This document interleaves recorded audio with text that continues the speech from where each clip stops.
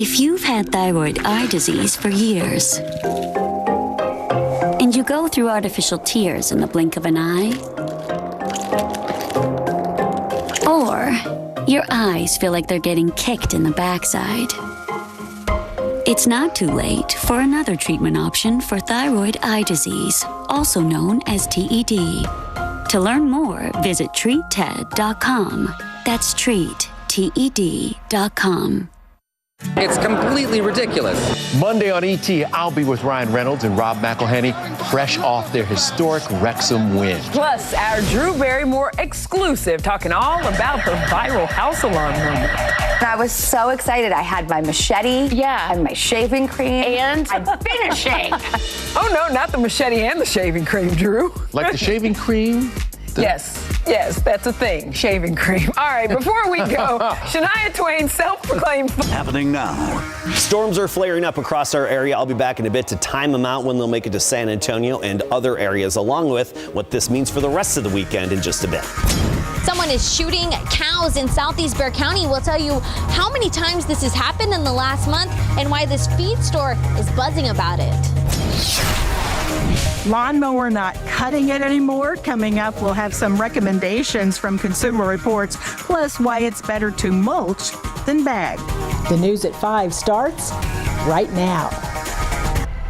At first at 5, strong storms already developing, and they seem to be heading towards San Antonio. Let's get right to meteorologist Adam Caskey. He has been tracking this with great concentration all afternoon. Yeah, we already have severe thunderstorms all across our area just west of San Antonio and west of I-35. This is a line to the north that we're going to focus on right now, with the potential of some isolated gusts up to 60 miles per hour and even some hail up to about 1 inch in diameter. Notice how it developed over the past hour and started to come together a little bit more around Kerrville. Dumped some dime-size hail in Kerrville. Now it's moving eastward. It's constantly fluctuating and changing, but the main threat, I do think, is a straight line wind gust up to 60 and even 1 or 2 little pockets of hail that could make it up to 1 inch in diameter. As for Bernie, when you can expect this there, judging by the latest radar trends and storm motion, I would say 5:30 p.m. this would make it to Bernie. So Bernie, you can expect it at 5:30 p.m. Areas farther down and farther away from it, let's go for Canyon Lake. 5:59. So basically around 6 o'clock for Canyon Lake and thereafter for New Braunfels as well. What we're expecting is these two sections to continue to develop and merge together just west of San Antonio and then move into town, especially closer to 6 o'clock and a little bit thereafter. Switching radar sites, looking down to the southwest. This is where we have hail being a little bit more of a concern with some of these thunderstorms right here near Uvalde and especially down toward Crystal City and Carrizo Springs. These have had more of a southern motion than that eastern motion that we've had off to the north, but some wind gusts 60 to 70 miles per hour and hail, possibly even making it to about ping pong ball size or even lime size potentially within some of these storms. This is headed toward Crystal City. A quick estimate on when you could get this in Crystal City. Let's put this on the map for you. I would say 5:30 Crystal City. Really quickly, let's take a look at our forecast for San Antonio and downtown. This is not for tomorrow. I know this says tomorrow. Disregard that. This is for this evening. Between 6 and 9 p.m., that's when we have our highest chances, 70, 80%. So fairly significant coverage across our area. And then by 9, 10 o'clock, this is all east of here, and everything starts to clear out a bit. We'll take a look at the Futurecast, the latest model run we have, and then also the rest of the weekend, because this is all part of a cold front that's moving in and what that cold front means for the weekend in just a bit. Thank you so much. All right, Adam, let's check out traffic right now. This is actually Loop 410 at San Pedro. That's where the camera is, and we're looking towards McCullough on the access road to Loop 410 there. Only right now there's no access to Loop 410. You can see they have put up cones. They're shut down the access to get onto 410 right here. There's a high-speed accident is what they're saying. And for a while they were letting cars get on the ramp. Looks like a tow truck's out there right now, though, to hopefully clean up that scene. One of the oldest and most reviled crimes in Texas history appears to be making a comeback of late. Ranchers in Southeast Bexar County reporting multiple cows getting shot and killed. The Bexar County Sheriff's Office has launched an investigation. Our Camelia Juarez tells us how a feed mill is buzzing with concern. A lot of them are frustrated. They don't want it to happen to them. Jackson Driggs at a Southeast feed mill says ranchers in the area are growing concerned by the number of cattle killed in the last month. The Bexar County Sheriff's Office says on April 12th, deputies responded to a report of a cow being shot multiple times on Elmendorf-Lavernia Road. It's not our livestock, but it's our community, and seeing people go through that, you don't want that on anybody. The next day, deputies discovered 2 cows were found shot dead and 1 cow was taken to the vet for its injuries. The caller told deputies she heard gunshots the night before and found the cows shot in the morning. They're definitely being vigilant. BCSO says these 2 incidents are connected. However, they're investigating 2 other reports of livestock being shot and killed. Driggs says it's heartbreaking and financially frustrating for ranchers to lose cattle this way. It's almost like losing a dog or something like that, especially some of the work that these guys put into their fields and everything like that to keep their animals fed, healthy. If you have any information about the suspects involved, call the Bexar County Sheriff's Office at 210-335-6000, and your tips can remain anonymous. Camelia Juarez, KSAT 12 News. Tonight, San Antonio police are searching for the people who shot at a man at an apartment complex. That shooting happened just before 10 last night in the 3300 block of Roselawn. That's on the southwest side. It's not far from South General McMullen and Kennedy Park. SAPD says a man got into an argument with some other men. Police say someone then pulled the trigger, shot the man in the shoulder. The victim taken to BAMC. He's expected to recover. Officers say the men drove off in a sedan. No word on what that argument was about. San Antonio police also searching for the driver who hit and killed someone who was walking across I-35 overnight. It happened around 1:30 in the morning on the I-35 North lower level near downtown. SAPD says the man was trying to cross the highway when someone hit him with a car and then kept on going without stopping to help. That man pronounced dead at the scene. He's not been identified, and while police have not released a description of the vehicle yet, they are searching for that driver. Right now, the San Antonio Fire Department's arson investigators looking into the cause of a vacant house fire on the north side. That fire started sometime around 11:30 last night in the 200 block of Green Meadow. The blaze began in the shed behind the home before spreading. One neighbor we spoke with says she woke up and saw flames coming toward her house. Because there were people out front and the flames out back. It was a huge. I never saw a flame like that. I'll call the 911 while I was outside in my porch looking at that big flame. Can you imagine? Neighbors say the owner of the home died several years ago, but they suspect someone may have been staying on the property without permission. San Antonio police and Crime Stoppers asking to get a little help. They're trying to find a robbery suspect. Take a look at the incident. It happened on April 18th at the La Quinta on Alm Boulevard. Officers say that this suspect pulled out a gun and tried to take some property from a victim before then running off. The Bexar County Sheriff's Office also asking for your help finding a robbery suspect. This one happened on March 17th at a home in Terrell Hills, not far from North New Braunfels. BCSO says the suspect broke into the home through a glass door, then stole jewelry before leaving in a white GMC Duramax crew cab seen here.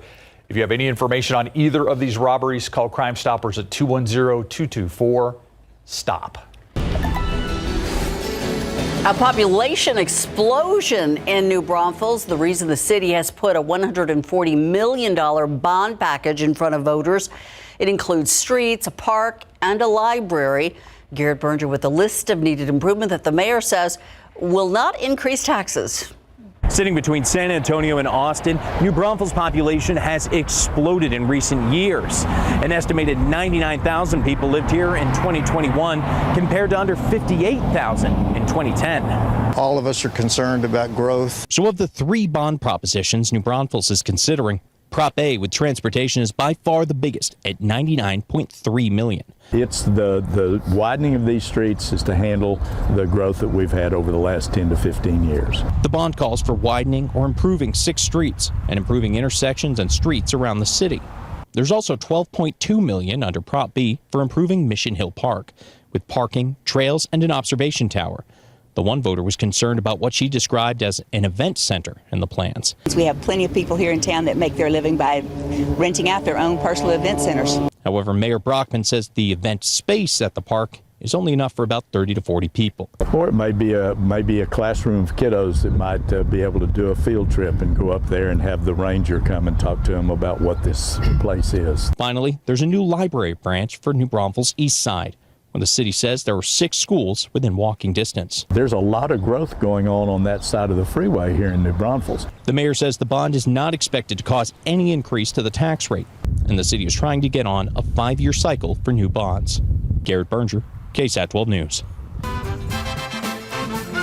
Did you check it out live on KSAT? It is the oldest parade in the Alamo City, and this morning, hundreds of thousands of people lined the streets to watch the 132nd Battle of Flowers parade.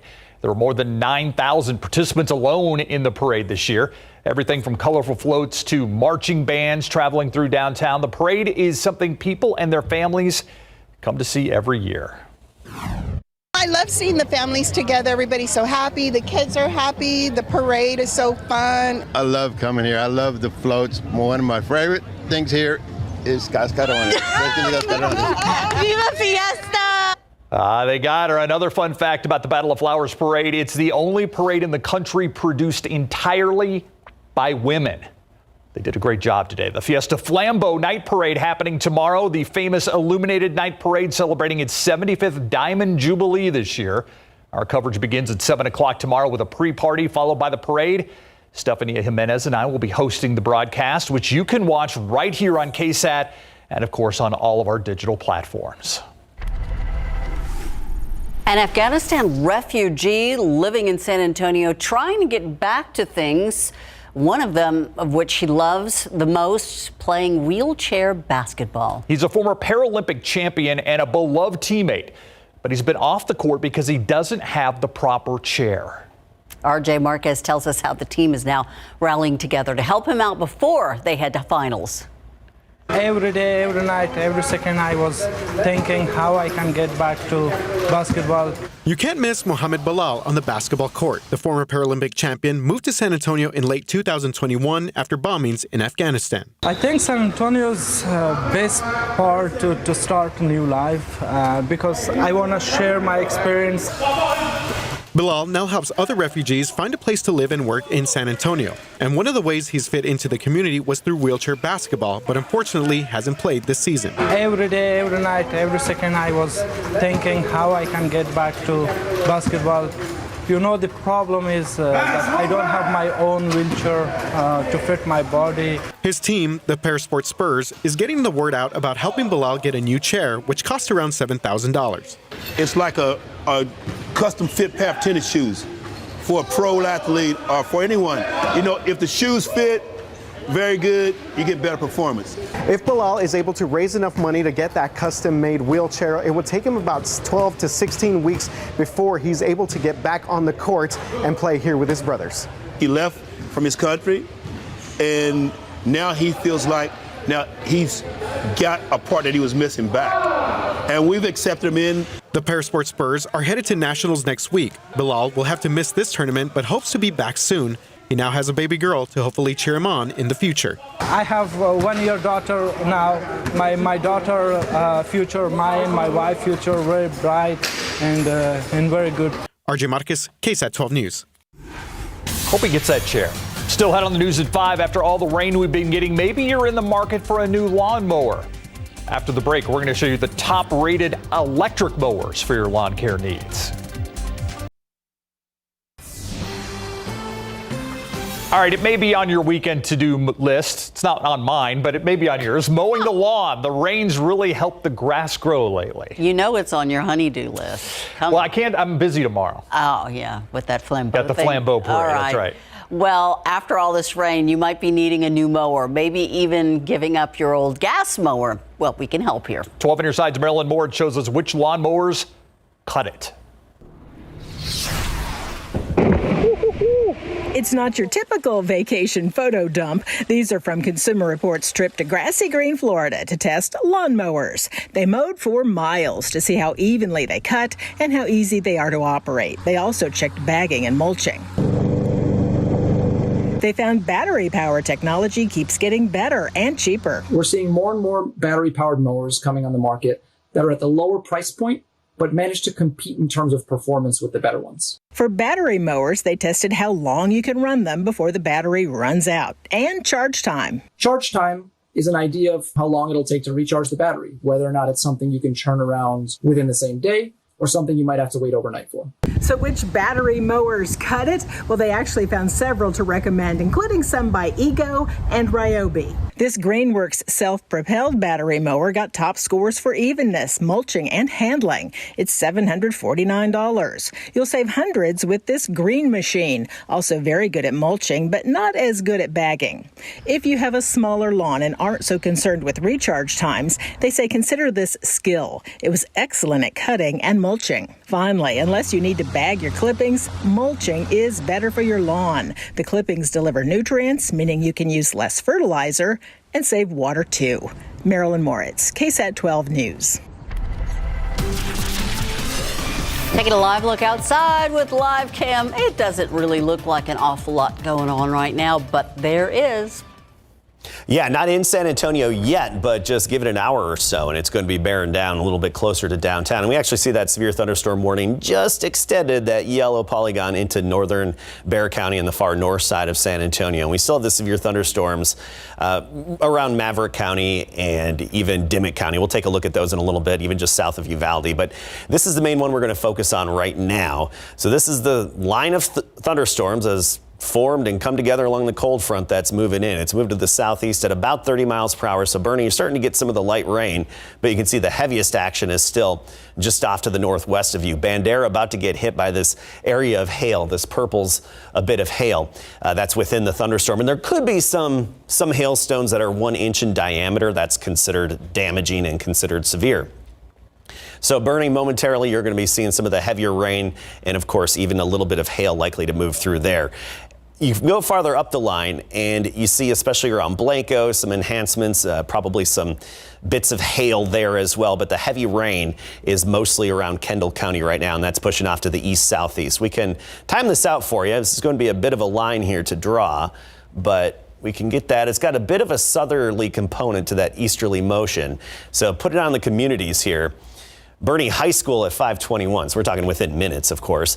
And you get to Canyon Lake, 5:48 p.m. That's the updated timing for Canyon Lake, 5:48 p.m. That's the leading edge of it. New Braunfels at 6:13 p.m. Garden Ridge at 6:14 p.m. But let's just look at this part of the thunderstorm here that's headed into Pipe Creek and give that an ETA to say the Rim or UTSA. That would make it to UTSA 1604 and I-10 at 6:10 p.m. Okay, that part of the storm would make it to the far northwest side near UTSA at 6:10 p.m. So that's what we have right now with this activity. Those are the timings for you. As for downtown, I think between 6 and 7 p.m.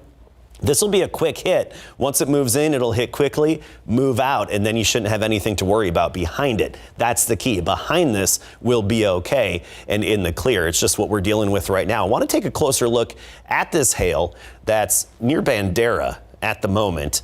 And you look at the actual structure of this storm. We've seen some of these hail cores pulse up a little bit and then basically hail themselves out over a brief period of time. And it looks like this one just pulsed up a little bit right now. You can see the purple indicating the hail that's suspended up in the storm. And then I should say this purple is the hail that's suspended up in the storm, whereas we also have the hail that's then dropping down, that's overcoming that updraft and dropping down and headed toward Pipe Creek at this time. So that's what we have out there right now. Quick look at our futurecast. And I want to also mention that by 9 o'clock, I think this is all clear San Antonio. Okay, we're fine in San Antonio. Eastern counties, you'll still have it at that time, but it's out of here by 8, 9 o'clock. Notice how as this moves through, distinct line, the linear pattern to it, and then behind it, we're in the clear. We'll even have some clearing later on tonight. So outdoor activities, NIOSA, all that stuff. Just wait this out, and then you can get out there and enjoy yourself. Now behind it, it's going to be gusty. You'll notice some non-thunderstorm winds around 30 to 40 miles per hour. Later on tonight and most of the day tomorrow, you'll notice that wind as well. Clear sky, 52 in the morning, so cooler behind this front. 75 tomorrow afternoon. Low humidity. And for the Flambeau Parade, not your typical Flambeau weather. Clear, cool in the 60s. and low humidity, and the wind will be slowly pumping the brakes tomorrow evening after sunset. Sunday, sunny, 51 in the morning, high of 85. We'll be live on the KSAT Weather Authority app, tracking the potential damaging gusts and hail right after the newscast. All right. Thank you so much, Adam. All right. Andrew Seeley in for Larry Ramirez. Andrew, were you surprised at the Cowboys' pick last night? I'm a little surprised by Jerry Jones' standards. Usually he goes offense. This year he went defense, and it's the first time they've gone with a defensive lineman since 1991. We come back. Mozzie Smith arrived in Dallas. We'll hear from him. Plus, Texans pull a stunner in the draft and pick 2 of the top 3. Got that too next.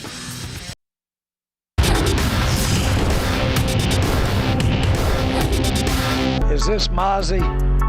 Yes, sir, this is Maz. The Cowboy? Yeah. Well, we making it happen. Mozzie, I'm telling you, it's our thrill to be able to call you. This is Jerry Jones. And tell you, we just turned your card in. We're drafting you. The Cowboys chose to try and reinforce their defensive line with their first pick of the 2023 NFL Draft in Big Board Sports. Pro football coverage, powered by Davis Law Firm. Dallas used the 26th overall pick to select Michigan's Mozzie Smith, marking the first time since 1991 that the Cowboys selected a defensive tackle in the first round. As impressive as Dallas's defense has been recently, they've been in the bottom third of the NFL in run defense in each of the last 3 seasons. Head coach Mike McCarthy believes this is a perfect match between roster need and raw talent.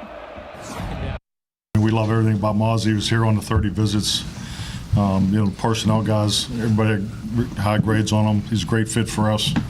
But this, strength of one of our many strengths, we take the ball away, pass rush.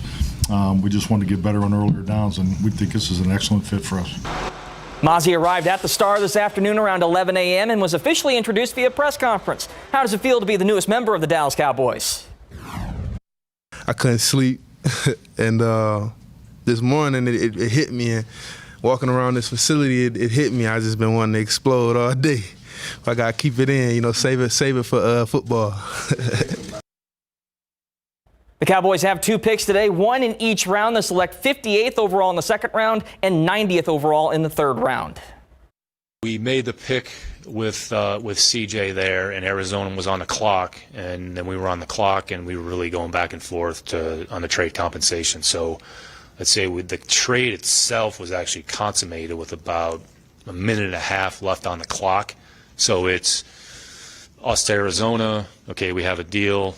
They coveted too. General Manager Nick Caserio and the Houston Texans shook up the draft night by making enough moves to draft the 2nd and 3rd overall picks yesterday. They took Ohio State quarterback C.J. Stroud and Alabama pass rusher Will Anderson Jr., addressing 2 massive needs on offense and defense. We'll see what they do tonight. They picked twice in the 3rd round at 65th and 73rd overall. One of those second-round picks went toward Will Anderson. We'll see what they get out of it tonight. Yeah, the draft starts on KSAT in about 34 minutes. A lot to look forward to. Thanks, Andrew. We'll be right back. Here's a look at Zavala, Maverick County, and even Dimmitt County. And you can see the severe thunderstorm activity headed toward Crystal City. We also have a new severe thunderstorm warning that's coming out for Frio County with this cluster here between Pearsall and Devine. Large hail around Bandera. That's headed toward northwest San Antonio. See you on air and online and on the KSAT app.